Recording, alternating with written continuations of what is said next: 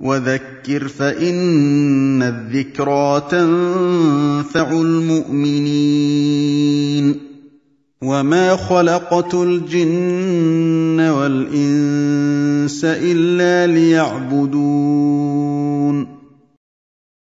الحمد لله نحمده ونستعينه ونستغفره ونعوذ بالله من شرور أنفسنا وسيئات أعمالنا من يهده الله فلا مضل له ومن يضلل فلا هادي له وأشهد أن لا إله إلا الله وحده لا شريك له وأشهد أن محمدا عبده ورسوله يا أيها الذين آمنوا اتقوا الله حق تقاته ولا تموتن إلا وأنتم مسلمون يا أيها الناس اتقوا ربكم الذي خلقكم من نفس واحدة وخلق منها زوجها وبث منهما رجالا كثيرا ونساء واتقوا الله الذي تساءلون به والأرحام إن الله كان عليكم رقيبا يا أيها الذين آمنوا اتقوا الله وقولوا قولا سديدا يصلح لكم أعمالكم ويغفر لكم ذنوبكم ومن يطع الله ورسوله فقد فاز فوزا عظيما أما بعد فإن أصدق الحديث كتاب الله وخير الهدي هدي محمد صلى الله عليه وسلم وشر الأمور محدثاتها وكل محدثة بدعة وكل بدعة ضلالة وكل ضلالة في النار. Nous sommes arrivés par la grâce d'Allah subhanahu wa ta'ala à Surat al-A'la. C'est une surah makkiya aussi, pré-égérienne. Cette surah, comme vous savez, on l'avait dit aussi pour Surat al-Ghashiyah, le messager d'Allah sallallahu alayhi wa sallam les lisait pour les occasions où il y avait la réunion des musulmans, pour le Jumu'ah, pour les jours de l'Aïd, Surat al-A'la dans la première rak'a et Surat al-Ghashiyah dans la deuxième rak'a. Et vous verrez dans ces deux surahs, il y a un rappel évident de la grandeur d'Allah subhanahu wa ta'ala, de ses signes, de l'au-delà, de la mort, des comptes du jour du jugement dernier, et de l'état de ceux qui réussissent et de l'état de ceux qui perdent. Et on voit que le Coran appuie beaucoup et insiste sur le rappel de ces points-là.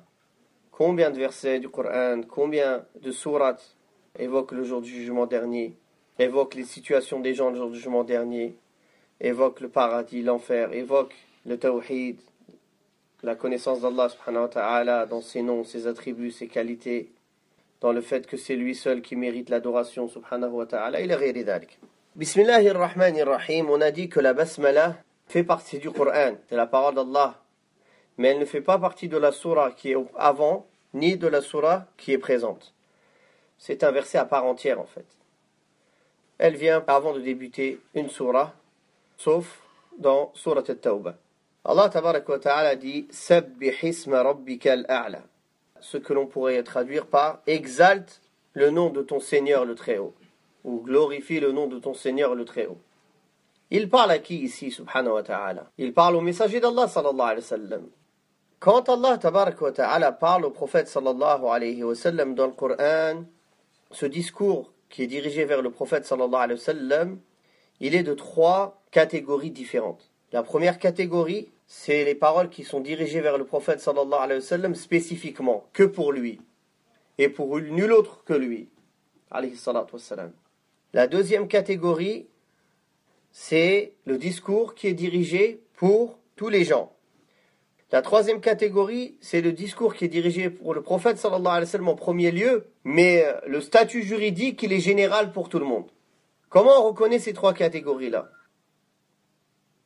La première catégorie, on la reconnaît quand il y a une preuve que ce discours-là, ou ce texte, ou cet ordre, ou cette injonction, il y a une preuve qu'elle est spécifique au prophète sallallahu alayhi wa sallam. Car la base, c'est que ce qu'Allah Ta'ala dit dans le Coran, en général, c'est que c'est pour tout le monde. Car le Coran est un message pour l'humanité. Donc il faut une preuve. S'il y a une preuve qui vient déterminer que ce discours est spécifique au prophète sallallahu alayhi wa sallam, alors nous dirons que ce verset, il est spécifique au prophète sallallahu alayhi wa sallam dans le discours et dans le statut juridique. Donc si il y a une preuve de cela, on dit que ce discours est spécifique au prophète sallallahu alayhi wa sallam, lafzan wa hukman. L'exemple de la première catégorie, c'est la parole d'Allah tabaraka wa ta'ala. Ne t'avons-nous pas ouvert la poitrine et déchargé de tes péchés, de ton poids. On voit ici que Allah tabaraka wa ta'ala parle au prophète sallallahu alayhi wa sallam et que c'est spécifique à lui. Car Allah ta'ala lui a pardonné ses péchés passés et futurs.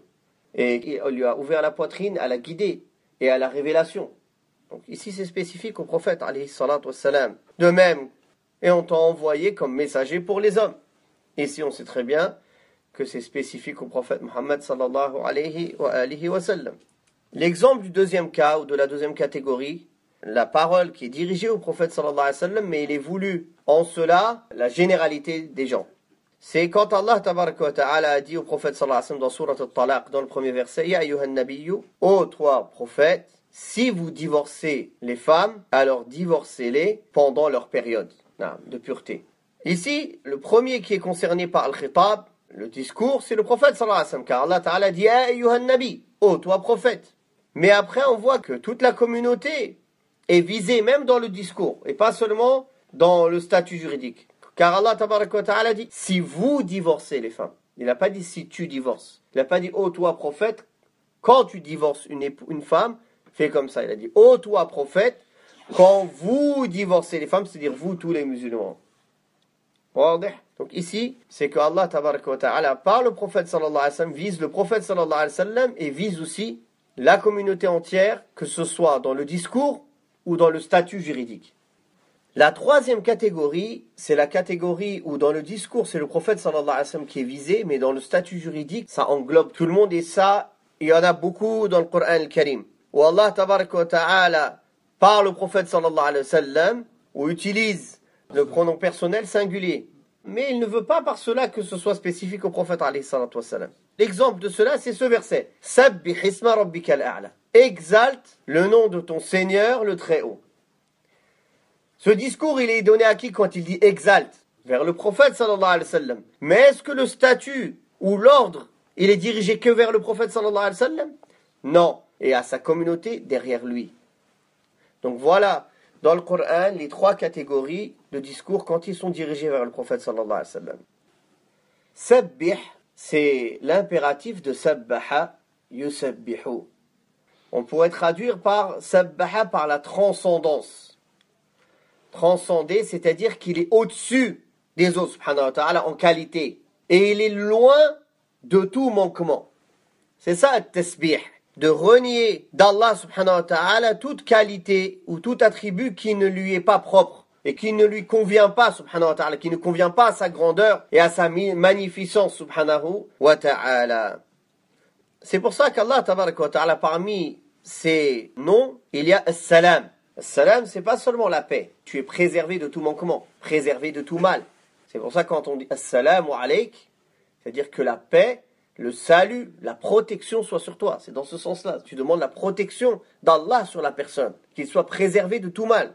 Donc c'est le nom d'Allah Ta'ala. As-salam, c'est qu'il est préservé de tout manquement, de tout attribut qui ne lui est pas propre, dans lequel il y a un manquement envers Allah subhanahu wa ta'ala. Parmi les qualités d'Allah subhanahu wa ta'ala, quand on purifie Allah subhanahu wa ta'ala de tout manquement, quand on dit Al-Quddus, le pur, le saint, c'est-à-dire il est saint de tout manquement, subhanahu wa ta'ala. Il n'y a aucun manquement qui le touche, aucune faiblesse, aucun mal, subhanahu wa ta'ala. Par exemple, parmi les qualités d'Allah, ses attributs, il y a Al-Hayat, la vie, n'est-ce pas? Cet attribut-là, il y a des créatures qui la partagent. Il y a des créatures aussi qui sont vivantes. L'être humain, il est vivant. Les insectes sont vivants. Mais est-ce que la vie, cet attribut qui est attribué à Allah subhanahu wa ta'ala et celui qui est attribué à la créature, c'est la même? Pas du tout. La vie de l'être humain, elle a eu un début. Elle n'a pas été éternelle dans le passé. Mais la vie d'Allah, elle est éternelle. Allah ta'ala, c'est le vivant, dans l'absolu. La vie de l'être humain, elle va avoir un terme. Mais Allah subhanahu wa ta'ala, lui, sa vie, subhanahu wa ta'ala, elle est éternelle dans le passé et dans le futur. Idhan, subhanahu wa ta'ala, il a sifatul hayat, la qualité, l'attribut de la vie, mais dans l'absolu et dans la perfection et avec aucun manquement. C'est ça le sens de subhanallah. C'est ça le sens que tu glorifies Allah, tu exaltes Allah dans ses qualités et dans ses attributs. Tu exaltes ses noms et ses attributs, subhanahu wa ta'ala. Tu éloignes de lui tout manquement en lui-même, subhanahu wa ta'ala, ou dans ses attributs.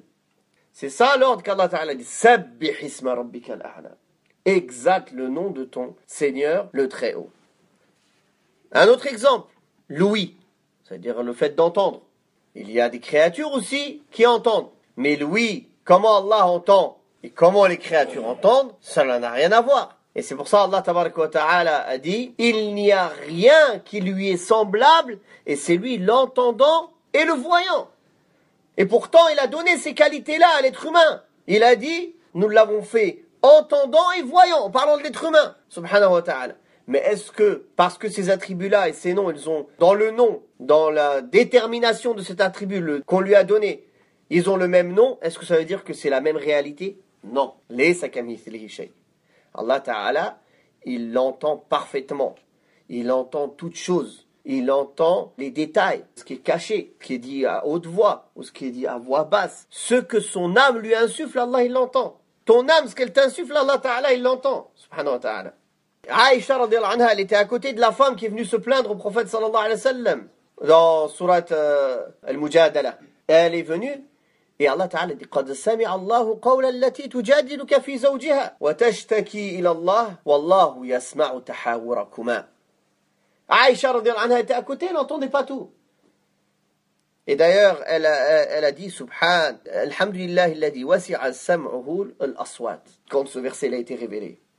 Donc, Allah tabaraka wa ta'ala, son ouïe, elle est parfaite, subhanahu wa ta'ala, sans aucun manquement. C'est ça le sens de tasbih. C'est que tu éloignes, purifies Allah de tout manquement, subhanahu wa ta'ala. Dans sa personne, subhanahu wa ta'ala, dans ses noms ou ses attributs, subhanahu wa ta'ala. Il est loin de tout manquement. Naam. Quand Allah tabaraka wa ta'ala a dit Sabbih isma rabbika al-a'la, glorifie ou bien exalte le nom de ton Seigneur le Très-Haut. Ici, est-ce que c'est ce qui est demandé, c'est d'exalter son nom ou ce à quoi le nom dirige, c'est-à-dire Allah subhanahu wa ta'ala. L'objectif, c'est de glorifier Allah subhanahu wa ta'ala. Donc ici, c'est dans ce sens-là. Mais c'est dans le sens, exalte Allah en citant ses noms, en glorifiant son nom. C'est-à-dire, ne l'exalte pas en toi-même, avec ta langue. Prononce avec ta langue cette glorification pour Allah subhanahu wa ta'ala. Rabbika, ton Seigneur. Ar-Rabbu, le Seigneur, c'est le créateur, le possesseur et celui qui gère, celui qui pourvoit, subhanahu wa ta'ala, qui donne la vie, qui donne la mort. Et le fait d'affirmer que Allah c'est notre créateur, celui qui nous possède et qui possède toutes choses, qui nous régit, qui régit l'univers et qui n'a besoin de personne, cette chose-là, la majorité du monde et de la race humaine, elle le reconnaît. Les Quraysh, ils ne reniaient pas cela. Si tu leur demandes qui a créé les cieux et la terre, ils disent Allah. Qui vous donne la subsistance des cieux et de la terre et qui détient l'ouïe et la vie et la mort, ils disent Allah. C'est-à-dire qu'ils ne renient pas que Allah c'est lui le Seigneur et maître de l'univers. Mais ils lui donnaient des associés dans l'adoration. Ils ne lui vouaient pas un culte exclusif et pur. Et c'est pour ça que Allah les a jugés mécréants. Et le prophète sallallahu alayhi wa sallam les a jugés mécréants et il les a combattus et il a rendu leur sang halal. Donc cela ne suffit pas de reconnaître que Allah c'est le créateur, le possesseur, le détenteur de toutes choses, comme certaines sectes. Ils traduisent la ilaha illallah par il n'y a personne qui est capable de créer sauf Allah, ils disent. L'Asha'ira c'est comme ça qu'ils traduisent la ilaha illallah. Et c'est dans cette base-là déjà de la compréhension de la ilaha illallah, la majorité des sectes déjà elles se sont créées à partir de cet égarement-là. Entre ceux qui disent qu'il n'y a rien qui existe sauf Allah, la croyance du panthéisme, wahdatul wujud, qui disent que tout est Allah et Allah est tout. Pour eux, il n'y a pas de créature et créateur. Pour eux, le tawhid, c'est le sens tout est Allah. Jusqu'à 1-2, il a dit je suis Allah. Et les ulama, ils ont jugé de sa mécréance et il a été exécuté. Ça, c'est la croyance de Ibn Arabi et de Al-Hallaj et de tous ceux qui les ont suivis. Ashab wahdatul wujud, etc. Donc, la ilaha illallah, si tu le traduis que par « il n'y a que Allah qui est capable de créer », les Quraysh, ils disent ça, il n'y a pas de souci. Donc pourquoi dans ce cas-là le prophète sallallahu alayhi wa sallam les a combattus? Puisque si pour vous ça c'est ça l'iman, c'est ça la ilaha illallah, donc c'est fini. On accepte qu'ils sont croyants, on n'a pas besoin de les combattre, on les considère comme musulmans. Mais non, ni Allah ni son messager ne les ont considérés comme musulmans, mais ils les ont considérés comme mécréants. On trouve aussi cette erreur d'interprétation chez Jama'at al-Tabligh. Leur explication de la ilaha illallah, c'est que on sorte les mauvaises certitudes sur les choses et on met la certitude en Allah. Et ça, déjà, rien que cette explication-là, elle est déjà, rien que le tawhid, dans la seigneurie, elle ne l'englobe pas. Elle a déjà une erreur. Sortir la certitude sur les choses, ça veut dire que pour eux, tu dois pas être sûr que devant toi, tu as un micro. Allahu a'lam. C'est quoi? Je sais pas. Certitude sur les choses. T'existes pas? Allahu a'lam. Tout est douteux. Sauf Allah. Non. Tout ce qu'Allah Ta'ala a dit que ça existait et qui existait, ou les choses qu'on peut voir de nos yeux qui sont certaines, c'est pas douteux, c'est des certitudes. Donc déjà, cette explication, elle est fausse. Elle n'englobe même pas Tawhid al-Rububiyya. Elle englobe rien, à part l'égarement, cette explication. Alors, sans parler du fait qu'ils ont rejeté Tawhid al-Uluhiyya. C'est-à-dire, pour eux, on ne voue pas un culte exclusif à Allah. Mais ça, c'est voulu. De toutes ces jama'at hizbiyya, de tous ces groupes sectaires, que ce soit Ikhwan al-Muslimin, que ce soit Tablir, tous les hizbiyin, tous ces sectaires qui appellent à leur hizb, ils veulent faire tout pour ne pas fâcher les gens. Dire ce qui plaît aux gens. Donc, si tu dis la ilaha illallah, Allah c'est le créateur, tu vas englober au plus large. Tu ramasses tout le monde au passage. Tout le monde peut rentrer dans ton groupe. Mais si tu viens, tu combats leurs mauvaises croyances. Si tu viens, tu dis t'es un mushrik. Si tu viens, tu lui dis qu'en faisant ça, tu sors de l'islam. Alors là, tu vas te faire des ennemis.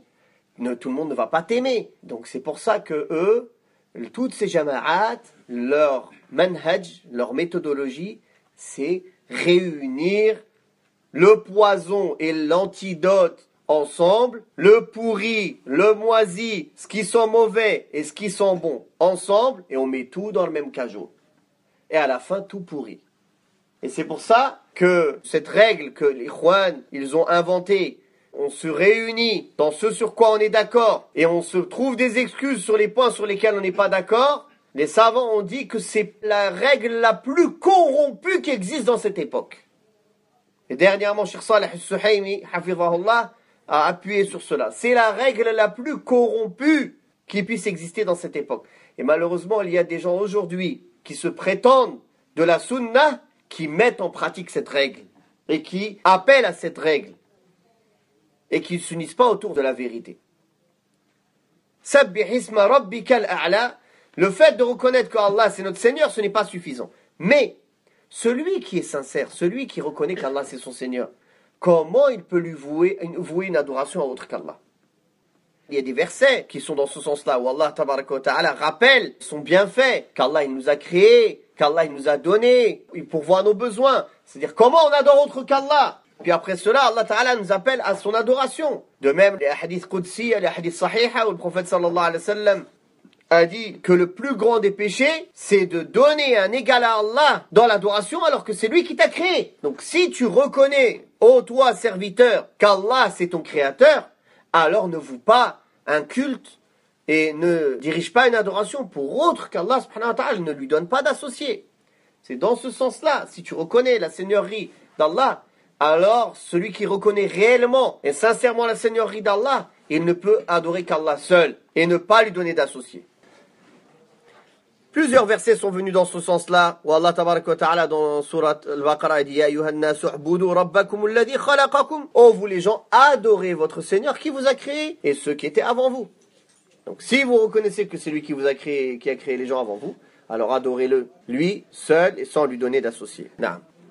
Sabbih isma rabbika al-a'la, le très haut. Ça vient de l'élévation.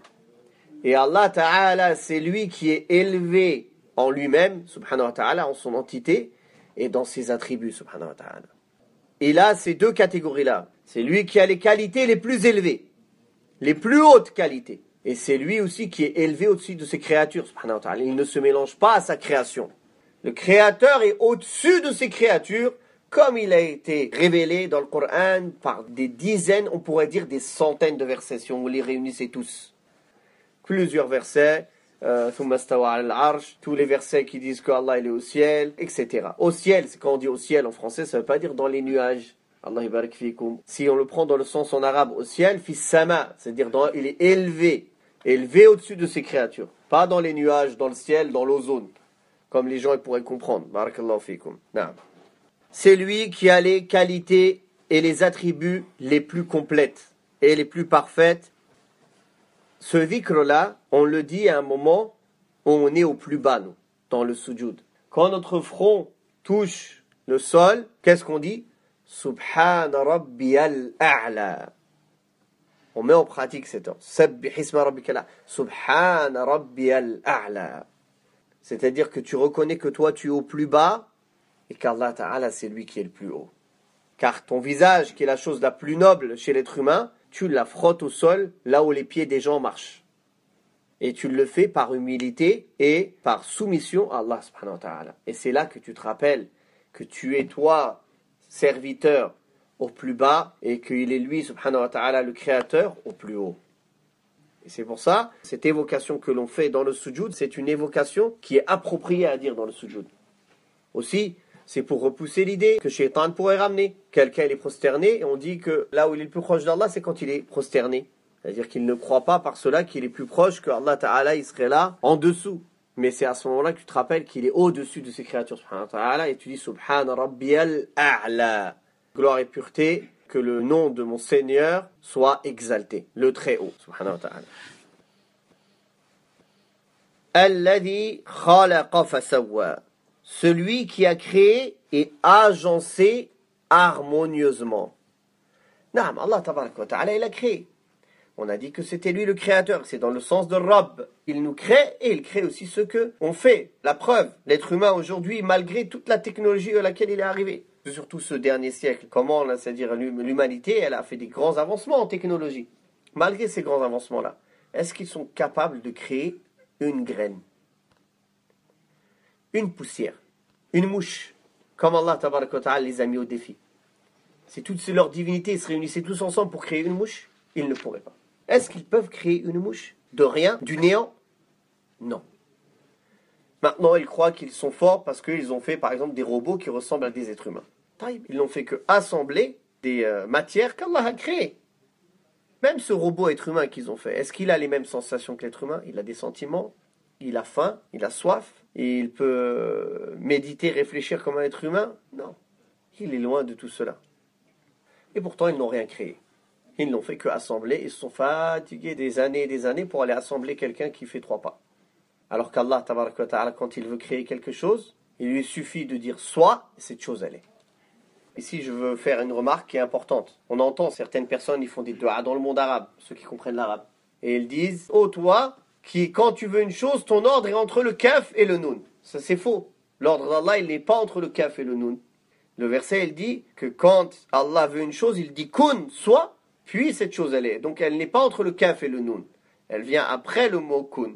Donc, c'est une erreur de dire ce terme-là. Cette du'a-là, c'est une erreur, comme les savants ont montré.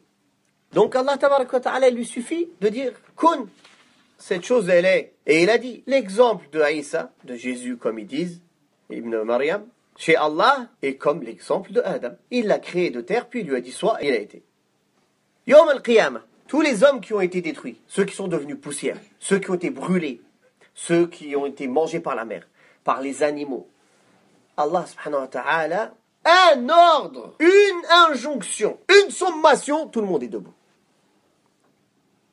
Celui qui était poussière, celui qui a été mangé par les animaux, celui qui s'est fait brûler, celui qui les hindous, ils l'ont fait en poussière, ils l'ont répandu dans le Gange. Une sommation, tout le monde est debout. Est-ce que toutes les créatures, toutes les divinités qu'ils ont pris en dehors d'Allah, elles sont capables de se réunir pour créer une aile de moustique, un grain de rien, du néant? Personne. Il n'y a qu'Allah subhanahu wa ta'ala qui est capable de créer. Et Allah, il les a mis au défi. Si tout ce que vous invoquez en dehors d'Allah, ils ne pourront jamais créer une mouche, même s'ils s'unissent tous ensemble. Il y a quelque chose de plus méprisable qu'une mouche. Non. Donc, alladhi khalaqa fasawwa. Fasawwa, c'est-à-dire qu'il a tout agencé, subhanahu wa ta'ala, harmonieusement. Comment Allah il a créé l'être humain? Le premier qu'il a fait harmonieusement, c'est l'être humain, subhanahu wa ta'ala. Comment il l'a créé? Comment il l'a fait qu'il se lève sur deux jambes, qu'il marche, qu'il a ses yeux sur sa tête, son cœur dans sa poitrine. Comment Allah ta'ala il l'a fait parfaitement? Il l'a fait harmonieusement. Tout est harmonieux. Comment ses membres, comment ses doigts, chaque chose, comment elle est faite avec harmonie. Comment chaque chose elle est faite avec harmonie chez cet être humain et chez la création en général. Comme il a dit subhanahu wa ta'ala dans Surat Al-Infitar, celui qui t'a créé, qui t'a façonné harmonieusement et qui t'a fait, c'est-à-dire équilibré, il t'a fait d'une image comme Allah tabaraka wa ta'ala a voulu, comment il t'a, c'est-à-dire façonné de cette image parfaite, dans le sens. Et Allah tabaraka wa ta'ala dit aussi dans Surat At-Tin, وَلَقَدْ خَلَقْنَا الْإِنسَانَ فِي أَحْسَنِ تَقْوِيمٍ. Nous avons créé l'homme sous sa meilleure forme. Idhan, Allah tabaraka wa ta'ala, il a créé, mais il a aussi tout géré harmonieusement, subhanahu wa ta'ala, et surtout cet être humain et toutes les créatures. وَالَّذِي قَدَّرَ فَهَدَى. Et celui qui a déterminé et guidé. Qaddara. Allah Ta'ala a déterminé toutes choses. Il a déterminé la durée des choses. Il a déterminé leur taille. Il a déterminé leurs caractéristiques. Il a déterminé leur entité. Il a déterminé leur destinée. Tout est déterminé. Il n'y a rien qui est au hasard. Tout est fait avec déterminé, fixé. Un terme fixé à chaque chose. Que ce soit dans le temps, que ce soit dans la caractéristique, c'est déterminé, tout est déterminé. Est-ce qu'il y a une chose dans l'univers, quelqu'un a pu le déterminer lui-même? Comment se faire? Toute chose est déterminée par Allah subhanahu wa ta'ala. Et Allah, il l'a déterminé avec des limites bien précises. Et comme Allah tabaraka wa ta'ala a dit aussi, dans Surat Al-Furqan, et il a créé toute chose, et il lui a donné une détermination précise. Il l'a bel et bien déterminé, subhanahu wa ta'ala. Il ne s'est pas suffi, subhanahu wa ta'ala, de déterminer chaque chose. Alladhi walladhi qaddara fahada. Et il a guidé. Al-hidayah ici, fahada, c'est dans deux sens. La guidée religieuse et la guidée universelle. La guidée universelle, ce qu'on pourrait appeler l'instinct. Par exemple, chaque chose qu'Allah tabaraka wa ta'ala a créée, les créatures, les animaux, les insectes, il y a un instinct en eux. Il se lève, personne ne lui a enseigné comment marcher, comment partir, qu'est-ce qu'il doit manger, où il doit chasser. Comment il sait tout ça? Il sait que certaines plantes, il ne doit pas y toucher, c'est venimeux pour lui, d'autres plantes. Comment il sait tout ça? Fahada, Allah, il l'a guidé à ce qui est bénéfique pour lui, à ce qui est bien pour le bon fonctionnement de l'univers. Et subhanallah, wallah al-azim, je ne comprends pas comment ils peuvent être mécréants, les gens qui étudient la création. Mais subhanallah, c'est vraiment des gens qui méritent la mécréance, parce qu'ils voient cela et ils ne croient pas.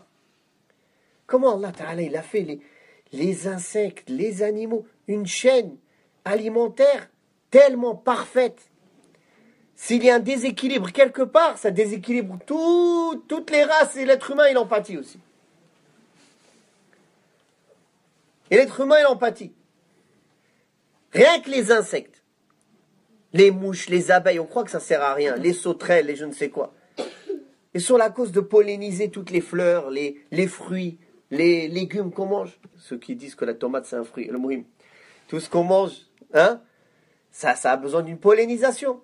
Allah Ta'ala, il a fait, quand l'abeille, elle vient dans certaines plantes, elle ne peut pas aller chercher le nectar sans tomber dans le pollen qui s'accroche à ses ailes et à son dos, et elle ressort avec pour aller dans un autre. C'est comme si c'était un piège bien fait. Il tombe dans le piège, il prend le pollen, il repart. Il y a des plantes, elles sont vraiment, subhanallah, incroyables. Comment Allah Ta'ala les a faites. Et elles font, par exemple, les mouches. Il y a certaines plantes, elles n'ont pas de nectar pour les abeilles.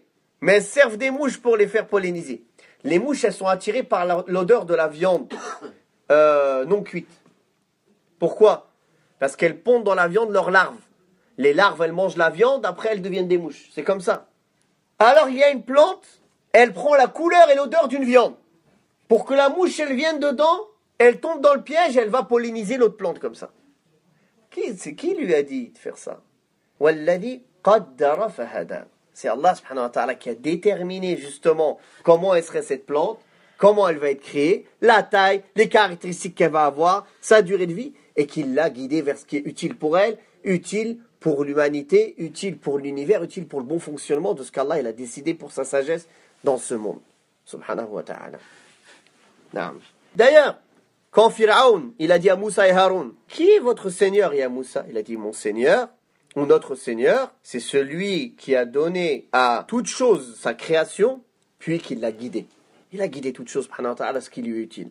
L'enfant, quand il sort du ventre de sa mère, qui lui a dit que dans la poitrine de sa mère, il y a sa nourriture? Tu le vois, la première chose qu'il fait, il cherche la poitrine pour téter. Comment il sait ça? C'est Allah Ta'ala qui l'a guidé à cela. C'est ça le sens de la guidée universelle. L'instinct, ce qui te pousse à aller vers les bonnes choses et à délaisser les mauvaises choses. Amma al-hidayatu ash-shar'iyya, la guidée religieuse, ça c'est le fait que Allah Ta'ala a fait qu'il t'a envoyé les messages et les messagers. Le fait que le Coran nous a été transmis jusqu'à nous. Le fait que la sunna du prophète sallallahu alayhi wa sallam nous a été transmise. Le fait qu'Allah a envoyé des messagers et des prophètes à tous les peuples. Ça, c'est la guidée religieuse. C'est-à-dire que la guidée leur est venue. Cette guidée de leur montrer le chemin. De leur exposer. Ça, Allah Ta'ala, il l'a envoyé pour tout le monde. Le musulman, le kafir. Sauf ceux, al-fatra, les gens qui vivent dans l'Amazonie, ils n'ont jamais entendu parler de l'islam. Mais sinon, tous ceux qui ont reçu le message, que la preuve d'Allah leur a été établie, elle leur est arrivée, ces gens-là, hidayatul irshad, elle est arrivée à eux. La guidée, elle est arrivée à eux. Mais ils l'ont refusée. Certains l'ont refusée, certains l'ont acceptée. Mais la guidée, elle est venue jusqu'à leur porte. La guidée, elle est venue là. Mais c'est eux qui ne l'ont pas acceptée. La preuve, comme Allah tabaraka wa ta'ala dit dans Surat Fussilat, verset 17, mais Thamoud, le peuple de Thamoud, nous les avons guidés. Fastahabbul ama ala al-huda. Mais ils ont préféré l'aveuglement à la guidée. Donc la guidée, hidayatul irshad, cette guidée religieuse, elle aurait arrivé. Mais quand ils l'ont pas accepté, ma wuffiqu. Allah Ta'ala, il leur a pas donné hidayatut tawfiq, la permission d'être croyant, la permission d'accepter. Combien de versets sont venus dans le sens que ceux qui acceptent la guidée, on leur rajoute de la guidée. Et c'est ça hidayatut tawfiq. Alors que ceux qui refusent la guidée, alors ceux qui s'égarent, Allah il leur rajoute de l'égarement. Allah leur rajoute de l'égarement. Non. Mais il ne les a pas forcés à s'égarer. La guidée leur est venue jusqu'à eux. Il leur a envoyé les messagers, le message pour que ça leur arrive jusqu'à eux. Et Allah il appelle à la demeure de la paix et de la félicité, qui est Al-Jannah. Donc c'est pour ça qu'il a envoyé les messagers. C'est pour ça qu'il a révélé les livres. Subhanahu wa ta'ala. Non. La guidée religieuse, c'est l'objectif pour lequel l'être humain a été créé. Je n'ai créé les djinns et les hommes rien que pour qu'ils m'adorent, sans me donner d'associés. Donc, quand l'être humain sort de cet objectif-là, il devient au plus bas et il est même plus égaré que les animaux, comme Allah tabaraka wa ta'ala dit dans le Coran. Naam. Une fois que l'on sait cela, qu'Allah tabaraka wa ta'ala, c'est lui, le Seigneur exalté, le Très-Haut, qui a créé harmonieusement, qui a déterminé chaque chose et qui l'a guidé. Est-ce qu'après cela, on peut se tourner vers autre qu'Allah pour demander nos besoins? Non. Celui qui t'a créé et qui m'a créé du néant, et qui a déterminé toute chose et qui l'a guidé, il n'est pas capable de te guérir quand tu as un manquement. Il t'a créé de néant. C'est quoi pour lui guérir, subhanahu wa ta'ala? Donc, la personne, dans les maladies, dans les difficultés, dans les problèmes, il s'en remet à Allah, subhanahu wa ta'ala. Celui qui est capable de tout faire, le seul qui est capable de tout faire. Même s'il prend les causes légiférées, cela ne contredit pas la confiance en Allah, car le prophète sallallahu alayhi wa sallam a dit, soignez-vous, serviteurs d'Allah, car il n'y a pas un mal sans qu'Allah ait descendu dans ce monde la guérison contre ce mal. Le connaît celui qui le connaît, il l'ignore celui qui l'ignore. Donc il n'y a pas de mal à utiliser les causes pour se soigner, les causes licites pour se soigner. Mais la guérison vient d'Allah seul. Si Allah voulait, dans ce médicament-là, il met ta perte, il met ta mort, il met que ton handicap.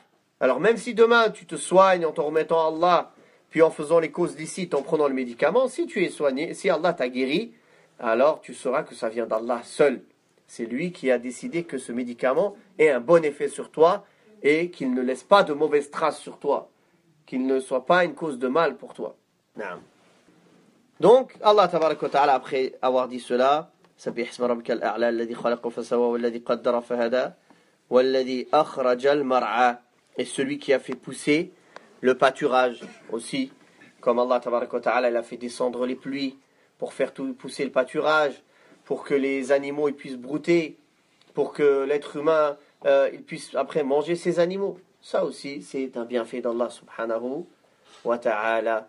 Comment une terre marron, d'un coup, il y a des herbes vertes qui sortent. Subhanallah, mais c'est des choses tellement incroyables, mais on les a oubliées. Comment Allah tabaraka wa ta'ala, il fait sortir cela pour l'être humain, et l'être humain, après, il adore autre qu'Allah. Il lui donne des associés. Il l'oublie, il lui désobéit, il est ingrat, il est orgueilleux. C'est la honte. Quelqu'un, s'il se rappelle ne serait-ce que d'un bienfait qu'Allah lui a donné, il doit avoir honte de lui désobéir. Il doit ressentir de la pudeur dans son cœur vis-à-vis d'Allah subhanahu wa ta'ala. Donc, qui a fait pousser le pâturage? Et on a fait ensuite un foin sombre. Et ça, c'est ad-dunya. Elle est comme ça, ad-dunya. Elle est d'abord belle, verte, mais après, qu'est-ce qui se passe? Elle fane. Et ça, c'est toute chose dans ce monde. Il n'y a aucune chose dans ce monde qui est éternelle. Les beaux champs de fleurs, etc., ils vont faner et ils vont mourir. Ça devient jaune, et après ça devient du foin, et ça part. C'est comme ça la vie de l'être humain. C'est comme ça toute chose dans ce monde-là. Ça naît, ça atteint la fleur de l'âge, comme on dit, puis ça part. Et certains, ils partent même avant cela. Et c'est ça que la loi qu'Allah il a fait dans ce dunya. Que rien ne dure dans ce dunya. Toute chose dans ce monde est éphémère. Puis Allah tabaraka wa ta'ala dit au prophète sallallahu alayhi wa sallam Sanuqri'uka fala tansa illa ma sha Allah. Puis il dit au prophète sallallahu alayhi wa sallam nous te ferons réciter le Coran de sorte que tu ne l'oublieras pas sauf ce que Allah veut. Car il sait subhanahu wa ta'ala, il connaît ce qui paraît au grand jour ainsi que ce qui est caché. Ici Allah tabaraka wa ta'ala dit au prophète sallallahu alayhi wa sallam qu'il va lui faire réciter le Coran de sorte qu'il ne l'oublie pas. Car quand le prophète sallallahu alayhi wa sallam, quand il avait la révélation au début, Jibril alayhi salam, il venait, il lui récitait les versets, il récitait après lui tout de suite, il s'empressait de réciter de peur d'oublier. Il voulait tout de suite ne pas oublier ce que Jibril alayhi salam disait. Donc dès que Jibril par exemple, il va lui dire Walladhi qaddara, pour pas oublier.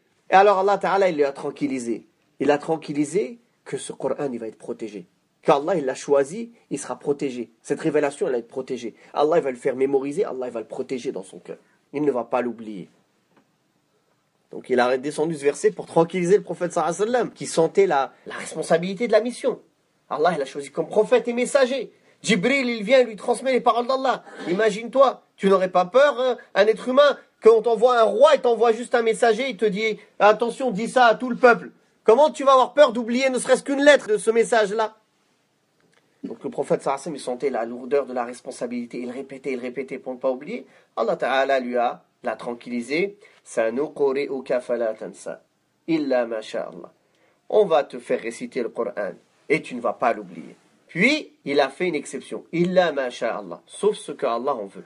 C'est quoi sauf ce que Allah en veut? C'est comme il est venu dans le Coran. Ça c'est ce qui s'appelle nasikh wal mansukh dans le Coran. C'est-à-dire des révélations qu'Allah a révélées puis Allah il les a abrogées. Au nasikh wal mansukh, il y a plusieurs sortes. Il y a des choses qui ont été abrogées du Coran, lafdan wa hukman. C'est-à-dire même les textes, c'était des textes qui faisaient partie du Coran et qui ne font plus partie du Coran.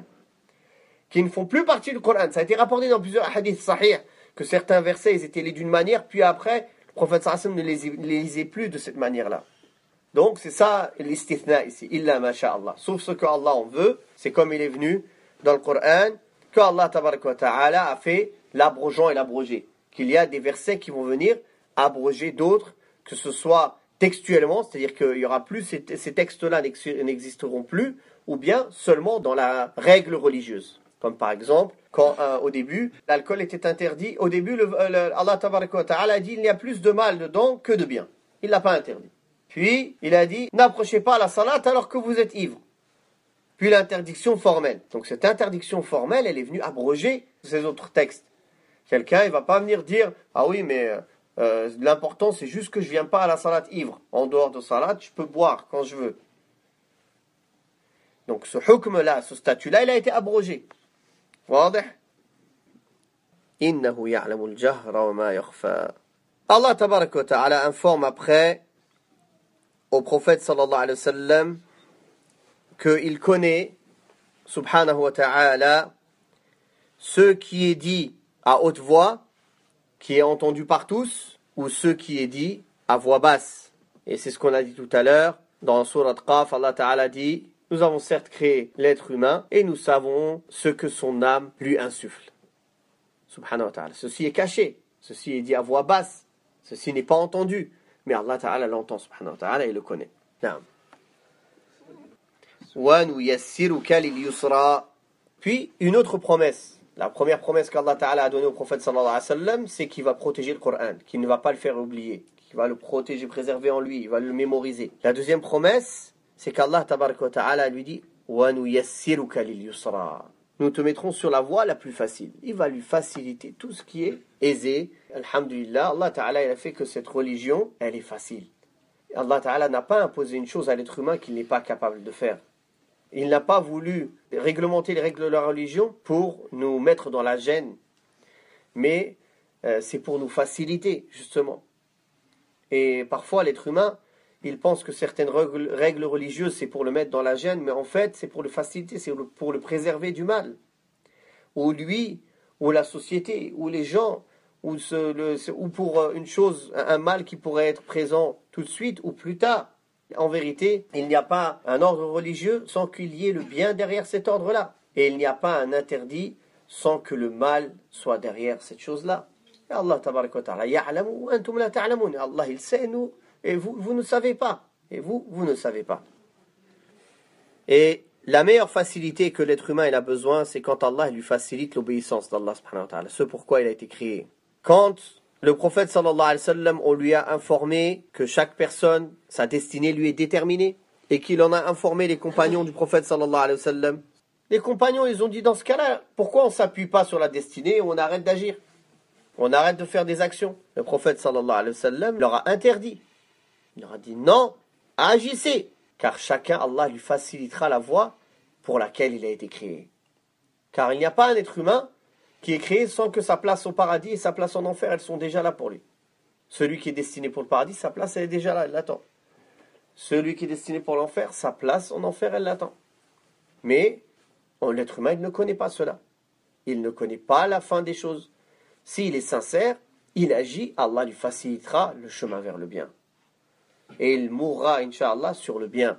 Par contre, celui qui n'est pas sincère et qui n'agit pas, ou bien qui veut juste faire cela par ostentation, alors comme on a vu peut-être, on a déjà parlé du hadith d'Ibn Mas'ud, que sa destinée elle le devance, et il fait un acte des gens de l'enfer, et il meurt sur cet acte-là.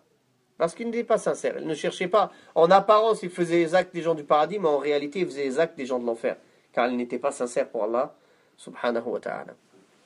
Naam. Et Allah tabaraka wa ta'ala a dit cela, en parlant justement pour montrer comment Allah il facilite à celui qui fait les bonnes actions, celui qui agit. Allah tabaraka wa ta'ala dit: celui qui donne et qui craint et qui rend véridique la récompense, alors nous lui faciliterons les bonnes choses, le bon chemin. Donc regardez à qui Allah ta'ala facilite le bon chemin? Celui qui agit dans le bien, celui qui cherche le bien. Est-ce que quelqu'un ici, aujourd'hui, peut t'empêcher de faire un bien? Allah Ta'ala t'a donné cette volonté-là. Il t'a donné le libre arbitre. Il t'a donné cette vie pour pouvoir agir. Donc, si tu n'agis pas ici, tu ne pourras n'en vouloir qu'à toi-même. De l'autre côté, وَأَمَّا مَنْ بَخِلَ وَاسْتَغْنَى وَكَذَّبَ بِالْحُسْنَى فَسَنُيَسِّرُهُ لِلْعُسْرَى. À cause de ses mauvaises actions, c'est le chemin du mal qui lui a été facilité et ouvert. Ce n'est pas par injustice de la part d'Allah subhanahu wa ta'ala. Il a cherché l'égarement, Allah l'a égaré. Celui qui a cherché la guider, Allah l'a guidé. Et c'est lui qui connaît le mieux subhanahu wa ta'ala qui sont les gens vertueux et les gens qui se prémunissent de la colère d'Allah subhanahu wa ta'ala.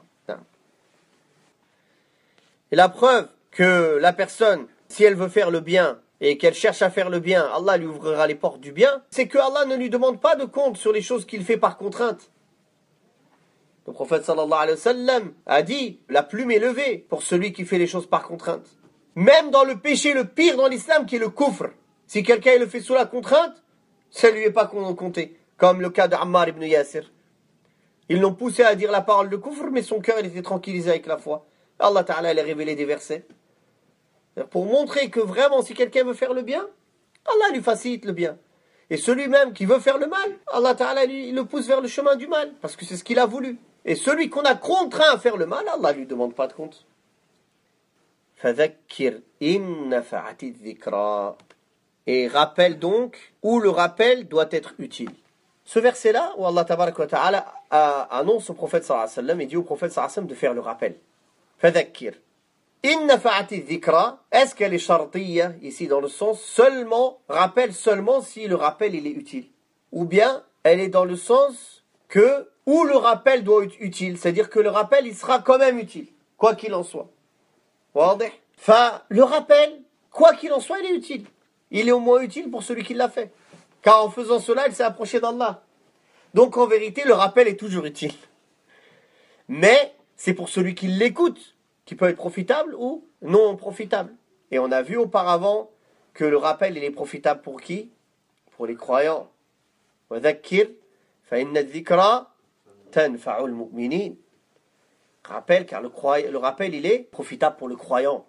Et celui qui le rappelle n'est pas profitable pour lui, il doit se poser des questions sur sa foi. Celui qui entend le rappel et qui n'en tire pas profit, c'est qu'il a une foi faible.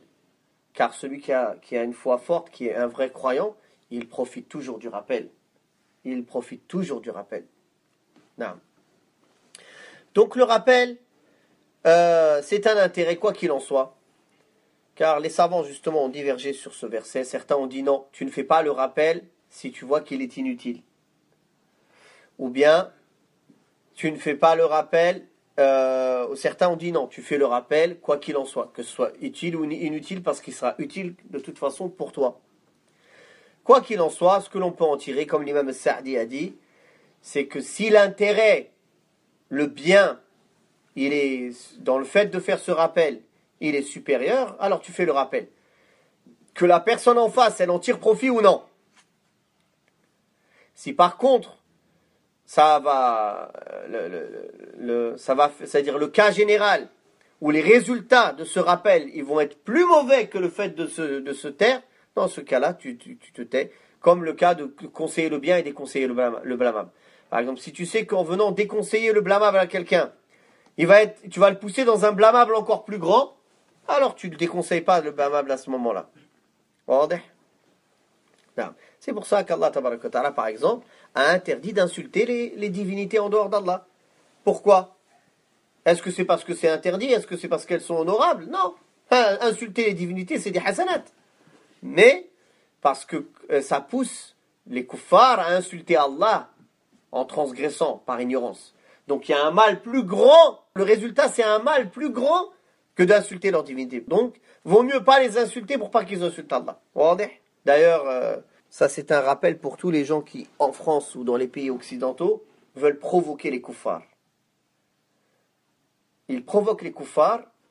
Après ces kuffars-là, ils se moquent de l'islam, ils attaquent les musulmans, ils manquent de respect au Coran, ils manquent du respect au prophète sallallahu alayhi wa sallam. Taïb, qui est la cause, qui est la personne qui porte tous les péchés de cela? Celui qui les a provoqués. Pourquoi tu viens toucher leur divinité? Eux, par exemple, ils adorent certaines choses. Eux, ils adorent la laïcité. Eux, ils adorent le code civil. Toi, tu viens, tu mets un coup de pied dans le code civil devant tout le monde. Après, lui, il insulte le Coran, il brûle le Coran, il insulte les musulmans. Qui a le péché? Qui a le péché? C'est toi qui l'as poussé à faire cela. Ne provoque pas. Même si on sait que c'est faux, mais tu es en faiblesse. Pourquoi tu vas le provoquer? Tu provoques quand tu es en force. Quand tu as une armée de musulmans forts, un musulman vient, il provoque, et après il les rabaisse, et après il leur donne la fessée. D'accord, mais là tu provoques pour après recevoir la fessée. Tais-toi, reste chez toi, et crains Allah subhanahu wa ta'ala, et fais la da'wa. Comme le prophète sallallahu alayhi wa sallam, il a patienté quand il était à la Mecque parce qu'il était en faiblesse. Pourtant, est-ce qu'il y a quelqu'un qui a plus de confiance en Allah que le prophète sallallahu alayhi wa sallam? Est-ce que les compagnons qui étaient avec lui à l'époque, Abu Bakr, Omar, des lions, Wallah, et des lions, ils sont prêts. Si Allah leur avait donné l'ordre de combattre 100 000 personnes, ils seraient sortis les combattre tout seuls.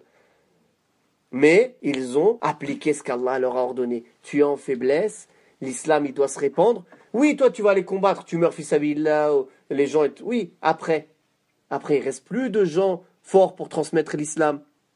Après, qu'est-ce qui se passe? Après, l'islam il meurt. Donc c'est des égoïstes ces gens-là. Ils pensent que lui, qu'est-ce qu'il va gagner soi-disant comme hasanat lui? Mais en vérité, parfois il fait plus de péchés parce qu'il ne pense pas au bien de la religion. Il ne pense pas au bien de la Ummah. pense que lui, comment il va s'en sortir. Il y a des gens, ils en ont marre de cette vie, ils cherchent n'importe quelle situation pour s'en débarrasser en vérité. C'est pas pour le bien de la Ummah. C'est pas la jalousie pour l'islam qui le pousse. Il a un coup de ferveur comme ça, et il dit, ah, Allahu Akbar, je vais mourir martyr. C'est un vrai djihad, c'est pas un vrai djihad, c'est légiféré, c'est pas légiféré. Il en a rien à faire. Lui, il veut se débarrasser de cette vie en vérité. Il cherche pas l'intérêt de la Ummah. S'il réfléchissait bien, il verrait que l'intérêt de la Ummah, ce n'est pas ça. Que tous ces soi-disant djihad, ils sont pas légiférés. C'est pas le djihad que Allah tabaraka wa ta'ala a légiféré, qui est avec des codes bien précis. C'est pas comme on voit n'importe quoi comme aujourd'hui. Non, le prophète sallallahu alayhi wa sallam, il avait une daoula. Le prophète sallallahu alayhi wa sallam, il avait un pays. Il était dirigeant, gouverneur d'un pays avec une armée. C'est pas des bandits de grand chemin qui allaient à gauche, à droite, faire n'importe quoi. C'était des relations entre pays. Des relations de paix, des relations de guerre, des relations d'alliance, des relations de... Voilà. Comme on peut trouver aujourd'hui. C'était comme ça au temps du prophète alayhi sallam. Avant que le prophète sallallahu alayhi wa sallam, il soit gouverneur d'un pays, le djihad, il existait? Armé? Non. Quand il a été gouverneur d'un pays, même les koufars qui étaient sous le pays d'Al-Madina, il y avait des koufars aussi qui vivaient avec eux. Il y avait des munafiqines qui allaient combattre avec le prophète sallallahu alayhi wa sallam. C'était des koufars, ils allaient dans l'armée des musulmans, ils combattaient avec eux. Donc c'est pas comme on croit aujourd'hui. Ce qu'on entend, les gens, Allahu Akbar, c'est tout, Allahu Akbar, ça y est, il a chauffé tout de suite, il revient, il a tout kharrab. Et il a cassé beaucoup plus que ce qu'il a construit. Naam. Rappelle quand le rappel, il est profitable. Donc toute cette règle-là, que quand un acte, il va avoir des conséquences néfastes sur le bien général des musulmans, ou sur, c'est-à-dire le mal qui va en découler, il est plus grand que le mal qui existe, tu ne le fais pas. Même si ton objectif, c'est de repousser un mal. Mais si c'est pour faire venir un mal plus grand, c'est pas la peine.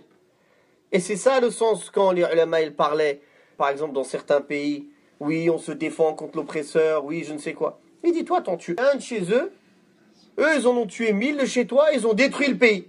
T'as gagné quoi? Rien. Quand t'es faible, il y a une seule chose à faire, patienter et faire la hijra. À part ça, t'as pas de solution. Patienter, faire la hijra, faire la da'wa. C'est la seule chose que t'as rien d'autre. Quand Allah Ta'ala, il va décider autre chose, alhamdulillah. Peut-être tu le verras de tes yeux de ton vivant, peut-être on ne le verra pas nous de nos yeux de nos vivants. Mais ça viendra, c'est sûr. Allah, il l'a promis dans le Coran. Le prophète sallallahu alayhi wa sallam, il a promis que l'islam va rentrer dans chaque maison. Campagne, ville, il va honorer celui qui va l'accepter, il va ravilir celui qui va le refuser. Ça, c'est une promesse du prophète sallallahu alayhi wa sallam, ça va arriver. On va le voir de nos yeux, on va pas le voir, peu importe. Nous, on sait que ça va arriver. Et d'ailleurs, c'est ce qu'il a dit, le prophète sallallahu alayhi wa sallam, à Khabbab ibn al-Arat. Qu'est-ce qu'il avait subi, Khabbab ibn al-Arat? Ils l'ont attrapé, qu'est-ce qu'ils lui ont fait? Et ils ont mis son dos sur des braises brûlantes. Jusqu'à ce qui a éteint les braises, c'est quoi? C'est l'eau et la graisse de son dos. Son dos, il était comme des cratères. Radiyallahu anhu. Il est venu voir le prophète sallallahu alayhi wa sallam. Le prophète sallallahu alayhi wa sallam, il était allongé à l'ombre de la Kaaba. Il a dit, oh messager d'Allah, tu fais pas de dua pour nous? Tu demandes pas à Allah l'aide pour nous? Le prophète sallallahu alayhi wa sallam s'est relevé. Il lui a dit, il y avait des gens avant vous. Parce qu'ils avaient la foi, on les prenait, on les mettait dans un trou, on les sciait en deux. D'autres, on leur arrachait la chair de leur crâne avec des peignes de fer. Et ça ne les faisait pas renier leur foi. Mais vous, vous êtes un peuple pressé. Et là, il lui a dit le hadith. Il a dit, Khabbab, cette religion, elle va rentrer dans la maison de chacun. Imagine dans quelle situation ils étaient à la Mecque. Regarde de quoi il sort, Khabbab ibn al-Arat. Regarde de quelle situation il sort. Le prophète sallallahu alayhi wa sallam lui dit, la religion va rentrer dans chaque maison. Il lui a dit, cette religion va rentrer dans chaque maison. De campagne ou de ville. Elle va honorer celui qui l'accepte, elle va ravilir celui qui va la refuser. Jusqu'à, il a dit que la femme, avec son troupeau, elle va aller de Sana'a à Hadramaut, sans craindre pour son troupeau que Allah et le loup pour son troupeau. Donc, ça c'est une promesse du prophète sallallahu alayhi wa sallam, il n'y a aucun doute qu'elle va arriver. C'est pour ça, l'intérêt et les méfaits, c'est pas aux petits jeunes prédicateurs de parler de ces choses-là. Quel est l'intérêt, quel est le méfait dans des situations? Dans les situations qui arrivent à la Ummah, il n'y a que les grands âgés parmi les savants qui décident ces choses-là. Ce n'est pas n'importe qui parle de ces choses-là.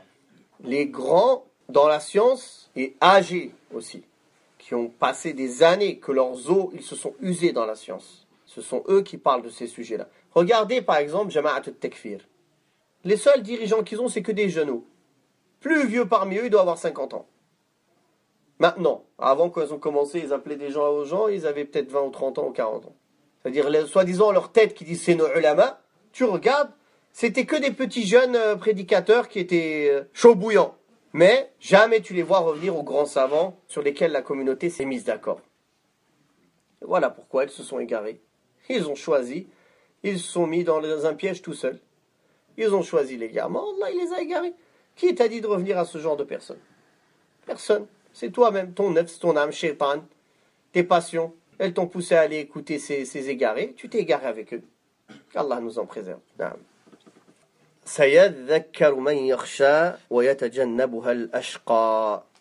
Après ce rappel-là, il va y avoir deux catégories de personnes. La personne qui va se rappeler et la personne qui va s'écarter. La personne qui va se rappeler, Allah Ta'ala il a dit Man yakhsha, celui qui a la khashya. Et la khashya, c'est une peur qui est liée avec la science, avec la connaissance de la grandeur d'Allah Subhanahu wa Ta'ala et de ses règles. C'est ça le khashya. C'est pour ça Allah Ta'ala dit Innama yakhsha Allah min ibadihi al-ulama'u. Seuls craignent réellement Allah parmi ses serviteurs, les savants. Car ils connaissent Allah Subhanahu wa Ta'ala, ils connaissent ses règles. Donc ils ont la khashya. Haqiqat al-khashya. Non.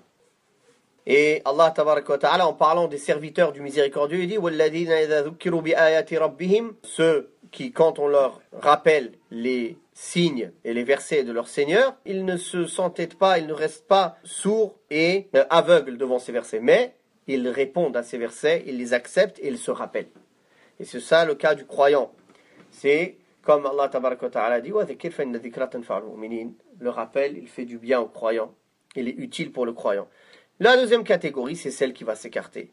وَيَتَجَنَّبُهَا الْأَشْقَى.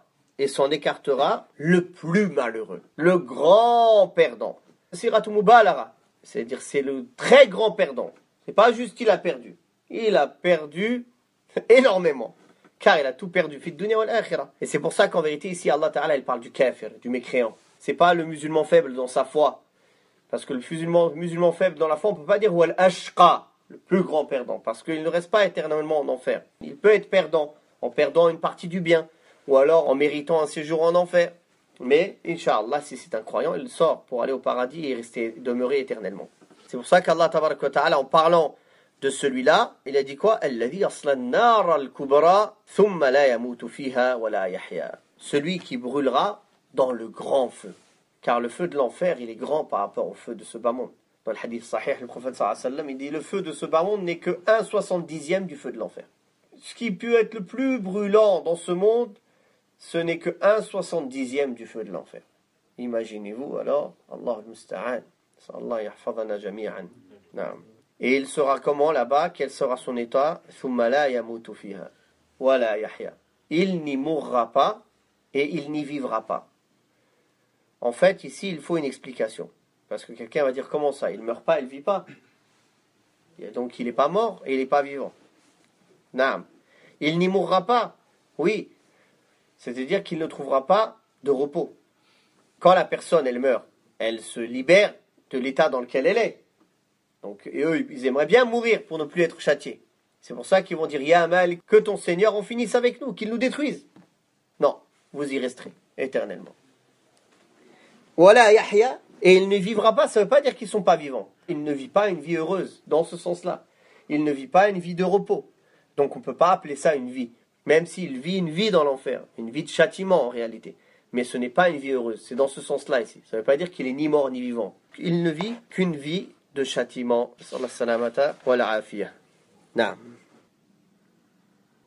Puis, Allah tabaraka wa ta'ala parle de ceux qui vont réussir. قَدْ أَفْلَحَ مَنْ تَزَكَّى. Certes, a réussi celui qui s'est purifié. Pourquoi on appelle la zakat? Cela purifie la personne des mauvais comportements comme l'avarice, l'égoïsme, car il partage. Donc c'est pour ça qu'on appelle la zakat, car ça purifie son argent et cela purifie la personne. Et Allah tabaraka wa ta'ala dit ici قَدْ أَفْلَحَ. Al-falah, c'est un nom qui englobe la finalisation de tout bien et l'éloignement de tout ce qui est mal et nuisible. C'est ça le falah. Quand Allah Ta'ala dit Qad aflaha, a certes récolté le succès, man tazakka, celui qui se purifie. Et ici c'est une annonce pour nous tous. C'est-à-dire, Ya Abdallah, toi serviteur d'Allah, si tu veux réussir, alors il faut te purifier. Te purifier de quoi? La tazkiya, elle est sur trois choses. Toi envers Allah subhanahu wa ta'ala, le serviteur envers le prophète sallallahu alayhi wa sallam, et le serviteur envers les créatures, envers les autres créatures. Envers Allah, c'est que tu te purifies du shirk, du polythéisme, et que tu voues un culte exclusif à Allah. Tu n'adores que lui, tu t'en remets à lui, tu mets ta confiance en lui, tu n'invoques que lui, tu ne crains que lui la vraie crainte, tu espères l'espérance qu'il mérite qu'Allah qu'en lui, subhanahu wa ta'ala. Dans tous tes actes, tu ne cherches que le visage d'Allah. Tu ne lui donnes pas d'associé dans tes actes. C'est-à-dire que tu ne fais pas tes actes avec ostentation. Tu ne cherches pas les louanges des gens. Tu ne cherches pas de récompense mondaine dans les actes d'adoration. Tu ne recherches pas la célébrité, une place, la présidence, que les gens te regardent, d'attirer le regard des gens. Tu ne recherches rien parmi les choses de ce bas monde. Tu ne recherches que le visage d'Allah et la demeure de l'au-delà.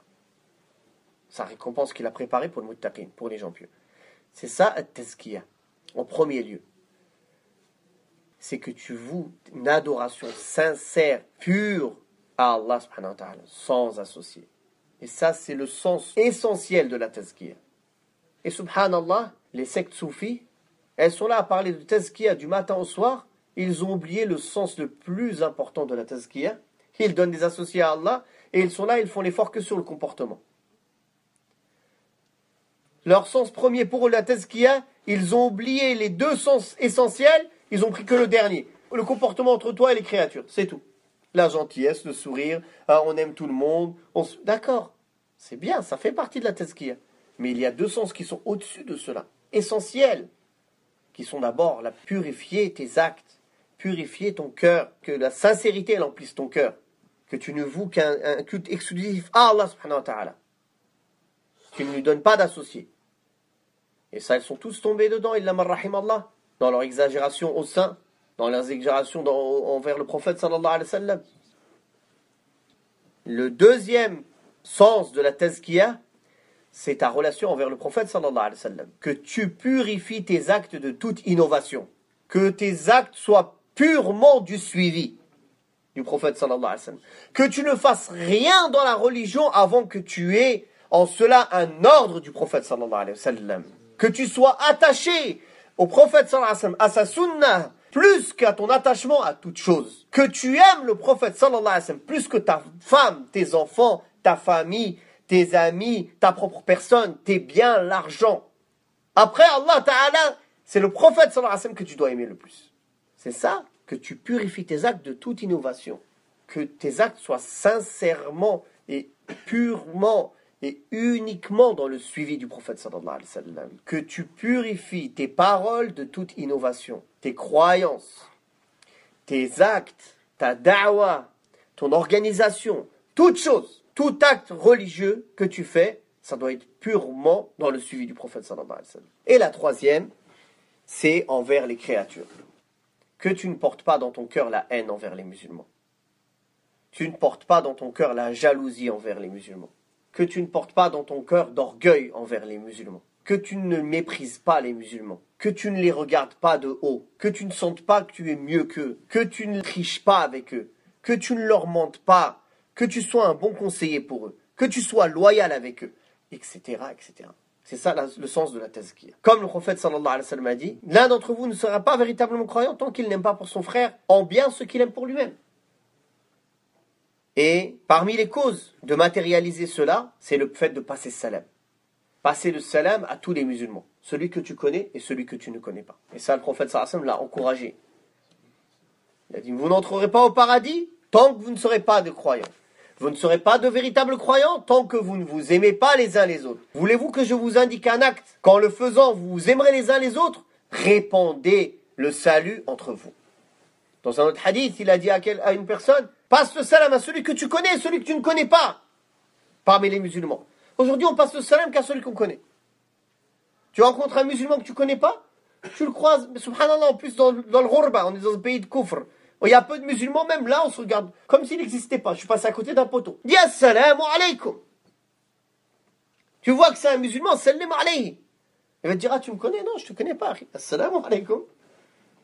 Tellement maintenant, c'est devenu rare de passer salam à quelqu'un que tu connais pas. Tu vas dire assalamu alaykum, il va te demander, on se connaît? Non, je te passe salam parce que j'ai vu que tu étais musulman. Ça, c'est une cause, Inch'Allah, de purifier son cœur envers les musulmans et de ne pas garder de rancœur envers eux, d'aimer pour le bien pour eux, d'aimer la guider pour eux, d'aimer qu'ils s'éloignent de l'égarement, d'être un bon conseiller pour eux, de ne pas porter de haine envers eux, de ne pas penser du mal sur eux, sauf celui qui fait le mal en plein public ou en apparence. Puis qui a énoncé le nom de son Seigneur et il a prié, il a fait la salat. Ici, certains ulama ont dit قَدْ أَفْلَحَ مَنْ تَزَكَّى وَذَكَرَ اسْمَ رَبِّهِ فَصَلَّى. Ils ont dit ça, cela parle de salat al-Eid, Eid al-Fitr.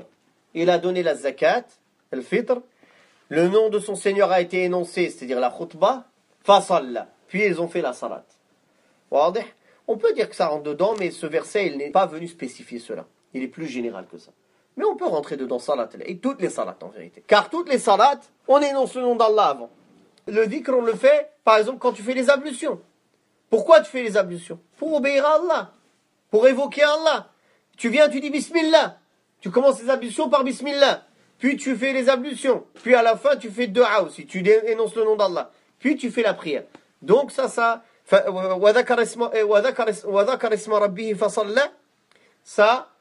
englobe toutes les salats. Parce qu'avant toute salat, tu fais l'odo, tu énonces le nom d'Allah et puis tu fais la salat. Et certains ont dit que c'était la khutbah de l'Jumu'ah aussi. Parce qu'il y a la khutbah, il y a le dhikr, puis après il y a la salat. Allah tabaraka wa ta'ala a appelé la khutbah al-dhikr. Il a dit subhanahu wa ta'ala Ya ayyuhalladhina amanu idha nudiya lis-salati min yawm al-jumu'ati fas'au ila dhikrillah. Donc il a appelé la khutbah dhikrullah. Et quand il a dit énoncer le nom d'Allah, c'est-à-dire avec ta langue. C'est pour ça il dit dhakara isma rabbihi. Il n'a pas dit wa dhakara rabbahu. Subhanahu wa ta'ala. Parce que tu peux évoquer Allah dans ton cœur, penser à lui. Mais ici, wa dhakara isma rabbihi, c'est-à-dire avec ta langue et ton cœur.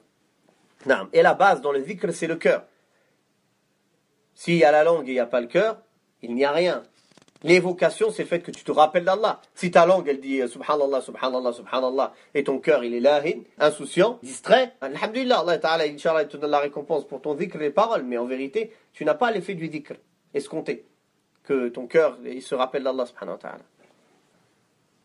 بل تؤثرون الحياة الدنيا والآخرة خير وأبقى. Mais vous préférez la vie de ce bas monde. Ad-dunya, pourquoi l'être humain il préfère ad-dunya? Parce que khuliqa al-insanu min ajal. L'être humain il est pressé. Et ad-dunya, Allah Ta'ala il l'a appelé al-ajila. Celle qui s'empresse, elle est déjà là.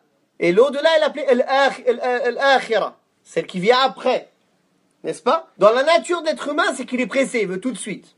Allah Ta'ala dit que l'être humain il est créé d'empressement. Et il a appelé ce bas monde al-ajila, celle qui est empressée, celle qui vient tout de suite, elle est déjà là. C'est pour ça que les gens ils préfèrent celle-là. Ils préfèrent 1 euro maintenant que 1 milliard après. C'est malheureux, mais l'être humain il est comme ça. Alors que le prophète sallallahu alayhi wa sallam dit, ce bas monde par rapport à l'au-delà, c'est comme quelqu'un qui entre son doigt dans la mer, puis qu'il le ressort. Qu'est-ce qu'il en a pris? Rien. Voilà c'est quoi ce bas monde par rapport à l'au-delà. Ad-dunya, il a deux sens. Pourquoi l'être humain il aime bien ad-dunya? Lidunuwihi, car il est proche. Et ad-dunya dans le sens aussi, il est bas par rapport à l'akhira, qui est élevé. Donc le dunya par rapport à l'akhira, il est plus proche que l'akhira, car il est déjà là. Et l'akhira, il vient après. Et le dunya par rapport à l'akhira, il est abaissé, il est avili, alors que l'akhira, il est élevé. Donc l'être humain, il préfère l'empressement plutôt qu'attendre et gagner dans l'au-delà. Et c'est pour ça que l'être humain il a besoin de se purifier, de changer cette nature de l'empressement. Le prophète sallallahu alayhi wa sallam, il a encouragé d'être patient. Seuls les patients reçoivent leur récompense sans compter. Et la patience, c'est ça. C'est être constant dans l'obéissance d'Allah subhanahu wa ta'ala. Naam. Wal akhiratu khayrun wa abqa. Alors que l'au-delà, elle est meilleure et plus durable. Ce bas monde, il est peut-être ici, mais il va finir, il va faner. Il n'y a rien qui reste dans ce monde. Alors que l'au-delà, il est éternel. Ça, c'est un. Deuxièmement, ce bas monde, il est peut-être ici tout de suite, mais il est fait plein de manquements. Des maladies, des soucis, des peines. Tu n'es pas heureux tous les jours. Tu n'es pas en pleine forme tous les jours. Tu n'es pas en santé tous les jours. Tu n'as pas la facilité tous les jours. Il y a des... Ça va et ça vient. Alors que dans l'au-delà, non. Celui qui entre au paradis, il ne sera plus jamais malade, plus jamais misérable, plus jamais vieux, mais il restera jeune éternellement et il ne connaîtra jamais la mort. Non. Donc celui qui préfère ce monde à l'au-delà, il a vendu à vil prix la réussite, le bonheur éternel, la félicité éternelle, pour un plaisir ici qui est éphémère. Et en réalité, même ce plaisir, ce n'est pas un plaisir, car celui qui ne connaît pas Allah, il ne goûtera pas au plaisir ici. Celui qui connaît Allah, il goûte au plaisir dans ce monde déjà. Il goûte à la douceur de la foi. Cette douceur-là, celui qui la goûte, il est prêt à sacrifier tout ce qu'il y a dans le monde pour ne pas la perdre. La douceur de la foi, c'est un paradis déjà sur terre, pour la personne qui la goûte. Et celui qui a peur de comparaître devant son Seigneur aura deux paradis. Certains ont dit, c'est-à-dire un paradis sur terre et dans l'au-delà. Son paradis sur terre, c'est cette douceur qu'il a goûtée dans la foi, dans l'obéissance d'Allah, dans la soumission à Allah subhanahu wa ta'ala, dans les plaisirs qu'il trouve dans les actes d'adoration. Comment vous pouvez expliquer que le prophète sallallahu alayhi wa sallam est resté des heures debout pour prier pour Allah subhanahu wa ta'ala alors qu'Allah lui avait pardonné ses péchés passés et futurs? Comment vous pouvez expliquer qu'Uthman ibn Affan, il lisait dans Salat al-Witr, il lisait tout le Coran, dans une nuit, tout le Coran? Comment vous expliquez qu'Abdullah ibn Zubayr, il fait la salat, des murs s'écroulent devant lui, il ne bouge pas. Il ne bouge pas. Comment vous expliquez que certains compagnons, ils sont en salat, ils ont reçu des flèches, ils continuent la salat, il ne sort pas de la salat. Il a des flèches dans son corps, il continue la salat. Comment vous expliquez ça? Imaginez-vous, quelqu'un, il prend le plus grand plaisir de ce bas monde, il reçoit des flèches, il continue. Ces hommes-là, ils reçoivent des flèches, ils continuent la salat. C'est que vous compreniez un petit peu qu'est-ce que ça veut dire la douceur dans l'adoration et la douceur de la foi. إن هذا لفي الصحف الأولى صحف إبراهيم وموسى.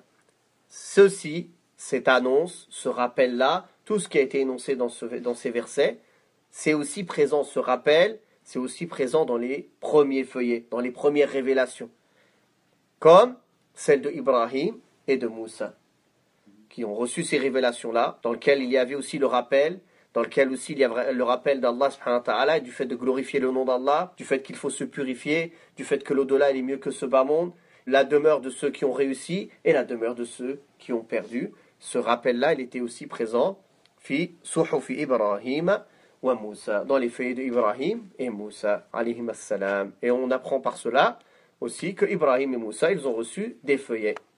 عليهم السلام وصلى الله على محمد وعلى آله وصحبه وسلم والحمد لله رب العالمين وجزاكم الله خيرا وقل رب زدني علما